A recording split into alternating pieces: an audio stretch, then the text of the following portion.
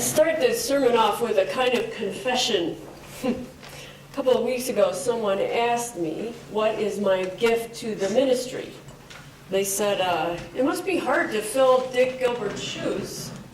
You know, he was an intellectual giant, kind of an academic. I always took copious notes, they said to me, when he preached. So they said to me, well, Kaaren, what is it? Are you a priest, a prophet, a pastor? And I was a little taken aback since I've been at First Unitarian for the last 10 years. And Dick Gilbert, he was there for 32, but, 10 years is a long time. So I said quite truthfully to this person, I said, well, I'm most like Nesrudin. And they said, Nesrudin. And I pushed on and I said, well, if you had to coin what it is that I do with any congregation that I'm with or in the pulpit, it's kind of regarding the style that is closest to Nesrudin. Nesrudin was a 13th century satirical Sufi who was a popularist philosopher and wise man and remembered for his funny stories and anecdotes. Are you seeing me in here a little bit?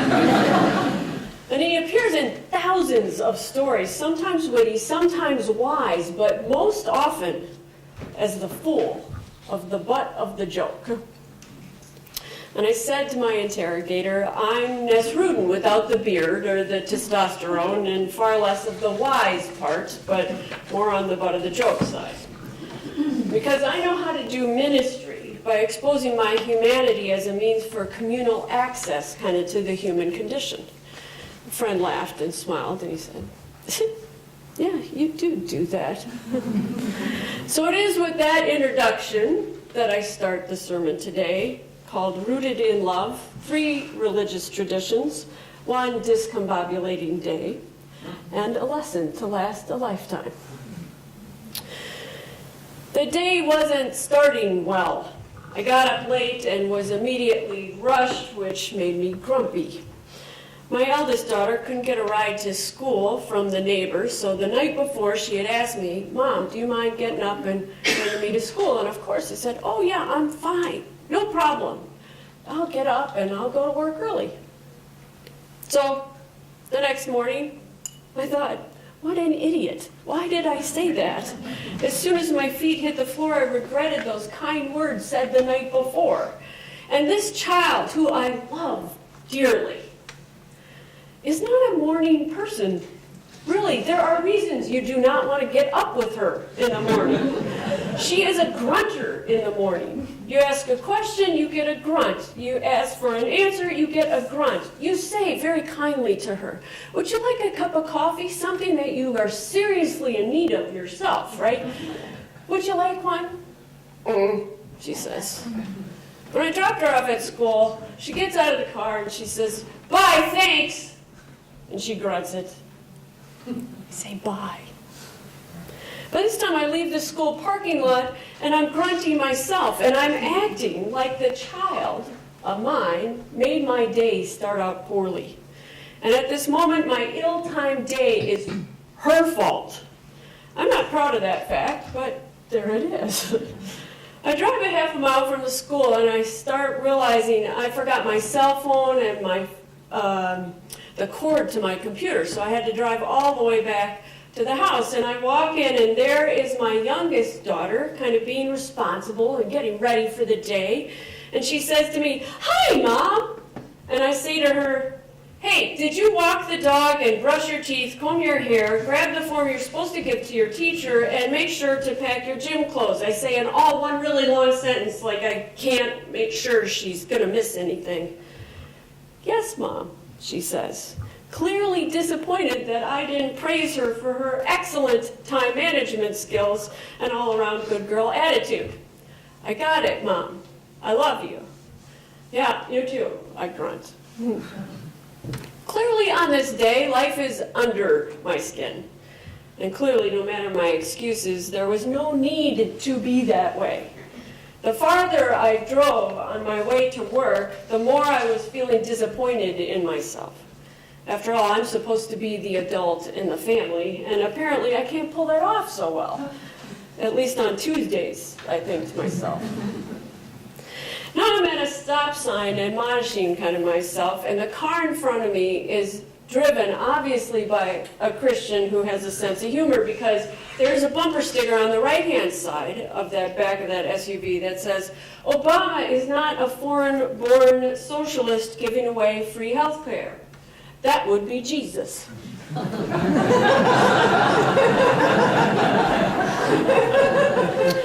think that is quite funny. The other bumper sticker below the magnet fish on the left-hand side is one of Jesus's most acclaimed kind of dictums. Love your neighbor as yourself. Now, I've read that line numerous times. I mean, I am a minister. It's not like it doesn't come along often. And obviously, you know, it's there to think about in many different ways. But I read it in a new way that day. The love your neighbor as yourself appeared to almost mock me, not the neighbor part of it, because we are always quick to move on to the love of other. But the love of yourself part stuck out.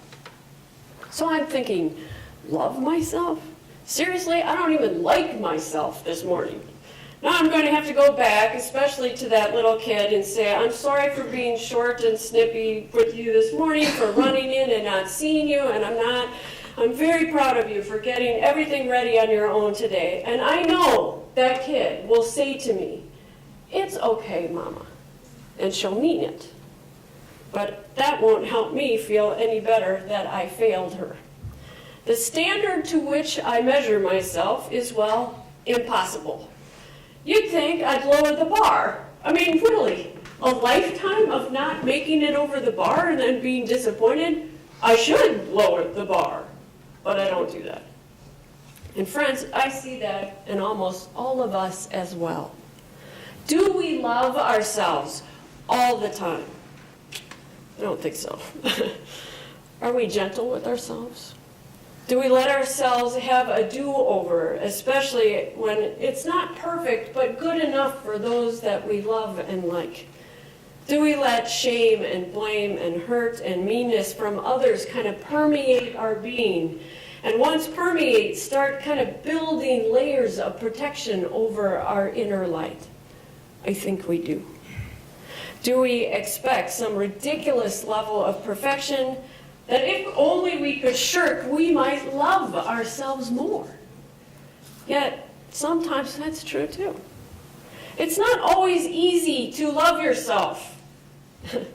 Conversely, when it isn't easy to love yourself, it's kind of hard to stay in that body with yourself. Do you know what I'm talking about? When you would like to get out of who you are right then and there? Yeah? Please nod your head, because I'm just telling you. Okay, good. But it gets uncomfortable, right? So we often, when without meaning to do so, turn what is a lack of self-love, which gets manifested in different ways for all of us. Self-loathing, self-doubt, insecurity, self-judgment, onto others. And well, because it is easier to do that than to live with all the mess of the complicated emotions that we have inside of ourselves. And in the end, no matter how you look at it, it's hard to love your neighbor as yourself when we are conflicted about loving ourselves fundamentally and universally and ultimately. What we do to ourselves, we end up doing to others. So for me that day, I wish there were another line tagged onto that love your neighbor bumper sticker. It's a short line by a Buddhist lay priest named Tara Brach. She says, "Imperfection is not our personal problem. It's a natural part of existing." My colleague, Reverend Melissa Zimmer, says this: "It sounds so easy and obvious to say, doesn't it? Imperfection is a natural part of existing." But I think that most of us, or at least sometimes, we're tempted to view our imperfections as personal failings. And I think a lot of us are inclined to try, one way or another, to throw those parts of ourselves away. And I'll confess, while I was in that car behind that SUV, oh, I would have done anything to take that out and just roll down the window and like throw out all the junky parts of myself. But then along comes Brock and my colleague and the poet Rilke, who said this: I love the dark hours of my being. My mind deepens into them, and there I can find, as in old letters, the days of my life already lived, and held like a legend and understood. Then the knowing comes. I can open to another life that's wide and timeless. So I am sometimes like a tree rustling over a gravesite and making real the dream of the one its living roots embrace, a dream once lost among sorrows and songs. You gotta love that line that says, then the knowing comes. I can open to another's life that's wide and timeless. Yes, of course. Because that other life isn't perfect either, is it? And the poet, well, he gets that. How glorious it is to get that. In the end, what we are required to do is to kind of strip down naked, metaphorically, in front of a mirror. And there we are called to see ourselves, and perhaps, more challenging yet, to claim ourselves, warts and all. Parker Palmer, the Quaker theologian and author, wrote this. He says, I know myself to be a person of weakness and strength, liability and giftedness, darkness and light. I now know that to be whole means to reject none of it, but to embrace all of it. For me, that's what this is about.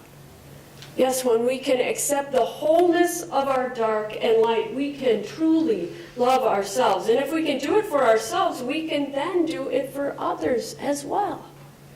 We can take that enormous taproot of wisdom and plunge it into the ground, secure under the understory, into the moist humus, and clear down to the rocky soil with groundwater a mere rustling away. And we plant that so far into the earth. And implant ourselves with love thy neighbor as yourself. That was the first lesson of the day. I leave the SUV with its sermonic bumper sticker for the right lane and carry on to church. That love thy neighbor as yourself sticks to me like spicy barbecue sauce on short ribs. And through staff meeting, a conference call, and lunch, though I have forgotten my lunch, and the only thing I could find was the half-eaten granola bar that was in the seat in between that my daughter had left there, and do not look at me like you would never eat that.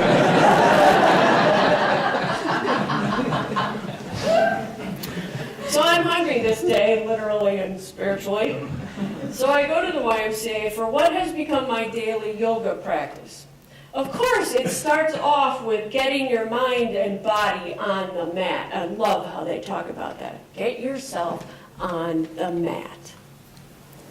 For this hour, you are breathing and moving and opening, extending and breathing on that mat. If done right, all else fades away. So on good days for me, I'm about 80% on the mat. This day, about 60% on the mat. My energy's still tumbling along with to-do lists and problems to fix and the 4 emails that are nagging at me that I said I would get to 2 days beforehand. And yet, by the end of the class, my body is realigned and my breathing deep and sure and my brain is calmer. I settle into Shavasana, which is the dead man's pose. And for a good 2 minutes, I am there. I am rooted into the earth. I feel my body being heavy, and I am there to this practice of awareness and blessing. Then my instructor asks us to sit up, as she always does. And in front of us, she says, as she does each week, namaste, and bows to us, her hands in prayer formation. Now, at this gym, namaste means, as they interpret it, I see the good in you as you see the good in me. I see the divine in you as you see the divine in me. And I imagine in my head at that moment kind of this light moving through my body that I can course over to the instructor. And in my mind's eye, I see clearly her light, her opening to life, as she has just given me a really great gift. She is, as she is, each week open and joyful and grounded, and I envy her spiritual freedom, damn her, and her complete abandon to yoga practice. I vow to be more like her. And I say namaste.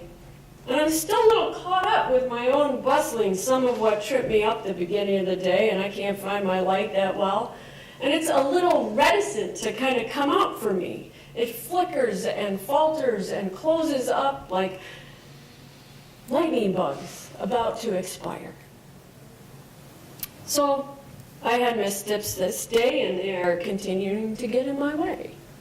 So I pick up my yoga mat and I throw it in the trunk, and I start driving home.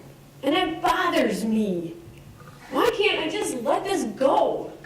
This mess up. Here someone is offering me a gift, and I can see it and feel it, and yet I can't connect to it. So on the drive home, I actually thought of that story that Sarah shared with all of you as opening words in September. And I share it because, again, such a brilliant story. Do you remember that Sarah told you that she had a friend in seminary, right? And her friend in seminary, who I'm going to call Brian, lives in New York City. About a year ago, Brian got mugged on the street, got pushed down, his wallet was taken from him by a young African-American kid who ran off. So he was shaken and not in a good place.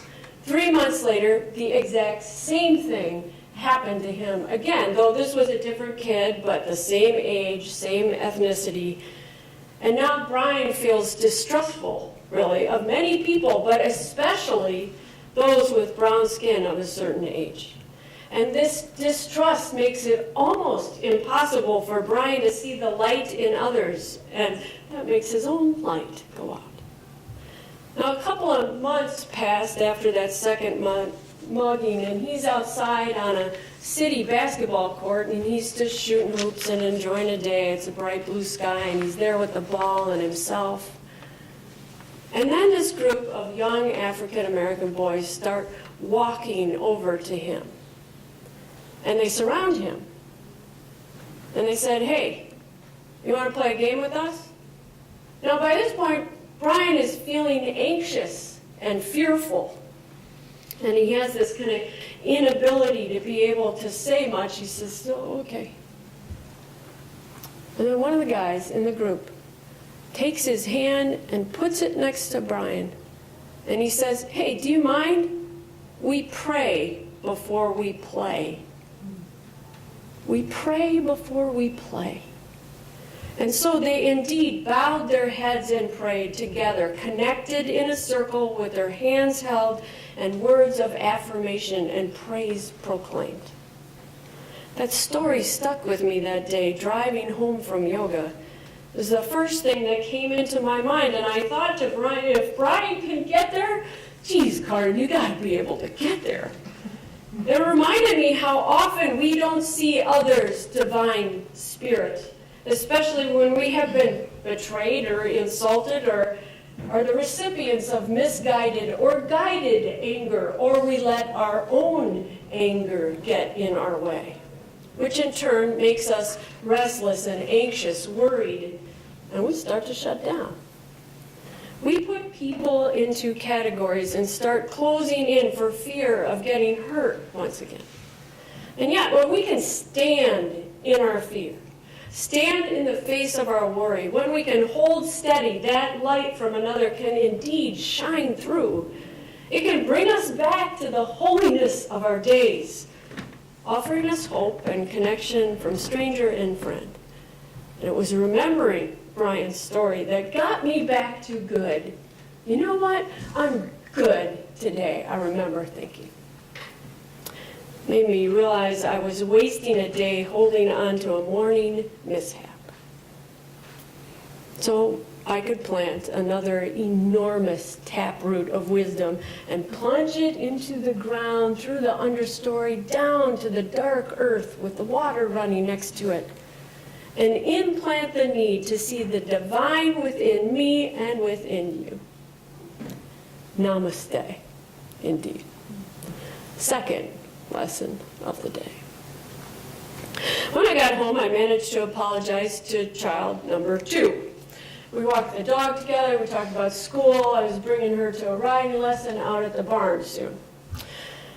And before she's getting ready then, I jump on the computer, and I had asked my staff at First Unitarian, if you guys find anything on Rooted in Love, will you send it to me? Will you email me something? And they said, yeah, sure. So I get on email, and there is someone who sent me this. It's the idea, the Jewish concept of Tikkun Olam. But there was something about this version of Tikkun Olam that I had never seen before, and it was different. Here's what it said. Isaac Luria, the renowned 16th century Kabbalist, used the phrase Tikkun Olam, often translated as repairing the world, to encapsulate the true role of humanity in the ongoing evolution and spirituality of the cosmos. Luria taught that God created the world by forming vessels of light to hold the divine light, but as God poured the light into the vessels, they catastrophically shattered, tumbling down towards the realm of matter. Thus, our world consists of countless shreds of the original vessel, entrapping sparks of the divine light. And humanity's great task involves helping God by freeing and reuniting the scattered light, raising the sparks back to divinity, and restoring the broken world together. I was on fire after reading that day. Now, granted, it was a day of incongruence and frustration and failure, but this version made it sound like, well, God was just plain clumsy. Like he was filling the vessels full of light, and instead of just intentionally exploding them for humanity to replicate the divine in action, this was a record of true divine mishap. As if God or Yahweh was new to the game, new to the playing field, having followed the polytheist gods of thunder and the underworld and the sea and the air, and Yahweh was the new teenager on the block, so to speak. The God that was warned for haphazard behavior. Hey, Yahweh, his seniors call out. Watch those vessels of divine light and truth. You're going to drop them carrying them like that. I am not, says Yahweh. And he does this little hacky sack move, and then all of a sudden, boom! There's huge catastrophe all over the world.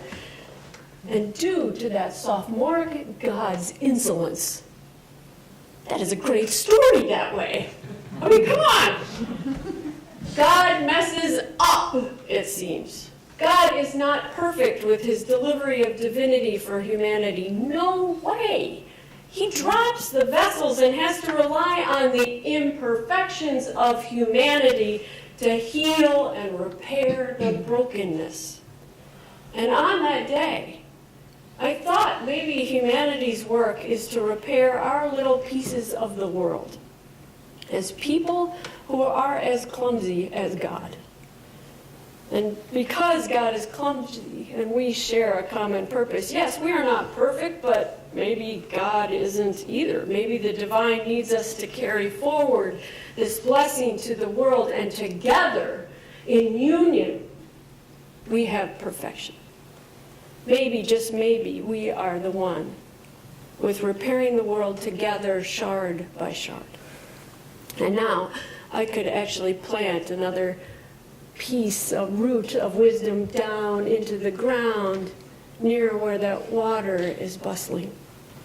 Remembering that Tikkun Olam need not be perfect, it just needs to be repair work with love and care. Even if it doesn't fit perfectly, even if it's dropped again. It's the imperfect effort that grounds us together.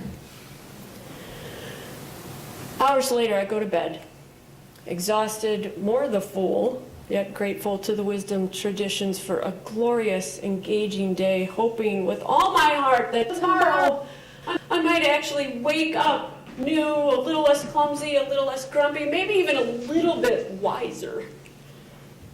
And as my weary eyes close in exhaustion and stupor, the image of Nasruddin comes into my mind, and he tips his hat at me, and he says in the enclosing darkness of my room, "You did good, kid. You did good." May the spirit of all that roots us in love and splendor be ours daily and always. Namaste.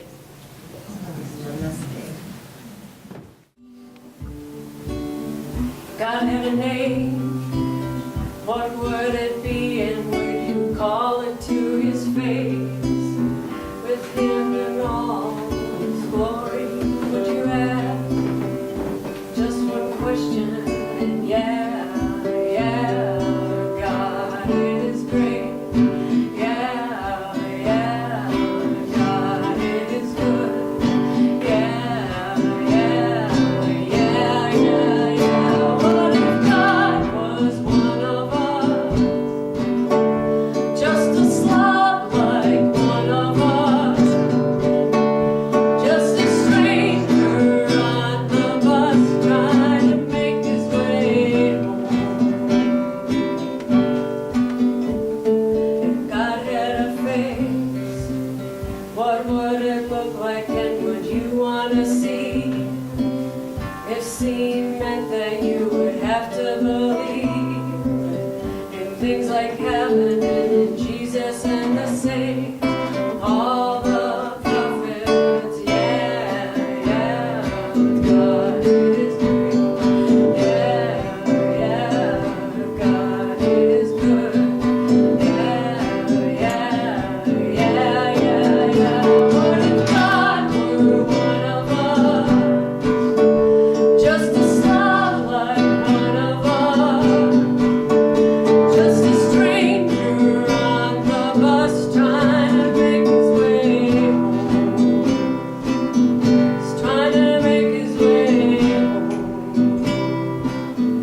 Like a holy rolling stone, back up to heaven all alone. Just trying to make his way home.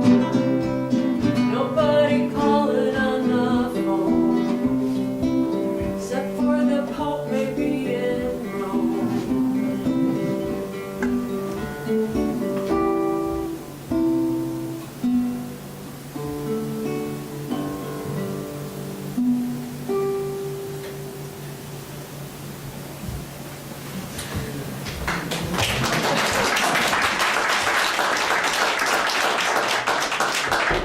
Would you please rise as you are able and join in singing our final hymn, Love Will Guide Us, number 131.